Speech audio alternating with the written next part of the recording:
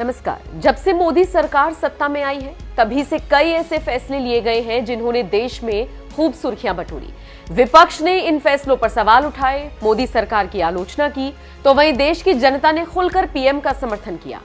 गणतंत्र दिवस से ठीक पहले केंद्र सरकार ने अमर जवान ज्योति की लॉ को स्थानांतरित करने का फैसला लिया, जिसको लेकर देश दो खेमे में बटा हुआ नजर आया।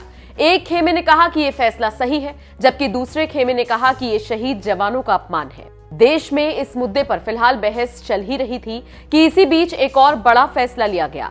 बदलावों की कड़ी में यह फैसला बीटिंग द रिट्रीट सेरेमनी से जुड़ा हुआ है। दरअसल हर साल 29 जनवरी को बीटिंग द रिट्रीट सेरेमनी मनाई जाती है। इस खास दिन पर बजाई जाने वाली धुनों की लिस्ट से इस साल अबाइड विद मी गीत को हटा दिया गया है। ये जानकारी अमर जवान ज्योति को इंडिया गेट से हटाए जाने पर हुए विवाद के एक दिन बाद ही सामने आई। भारतीय सेना द्वारा बीटिंग द रिट्रीट सेरेमनी के जारी किए गए और मीडिया के साथ शेयर किए गए शेड्यूल में ये ईसाई भजन शामिल नहीं है। इस गाने की सबसे बड़ी खासियत यही है कि ये महात्मा गांधी की पसंदीदा धुन थी और ये बात सबको पता है।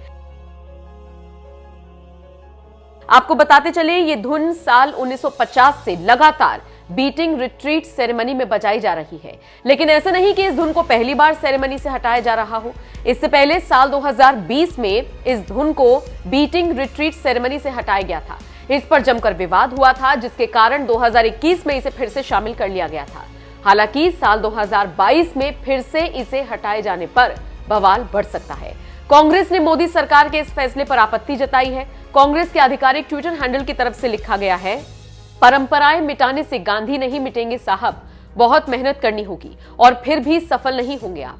आपको बताते चले, हर साल 29 जनवरी को बीटिंग द रिट्रीट सेरेमनी की जाती है। ये गणतंत्र दिवस समारोह के समापन का प्रतीक होती है। सूर्यास्त के वक्त राजपथ पर मिलिट्री बैंड परफॉर्म करते हैं। इसमें भारतीय सेना, नेवी और एयरफोर्स के बैंड्स हिस्सा लेते हैं। पहले बैंड में ज्यादातर ब्रिटिश धुन बजाई जाती थी, हालांकि कुछ सालों में इसमें परिवर्तन हुआ है। अब लता मंगेशकर की आवाज में गीत ए मेरे वतन के लोगों को भी सुनाया जाता है। बहरहाल, आपका मोदी सरकार के फैसले पर क्या कहना है, कमेंट करके हमें जरूर बताएं।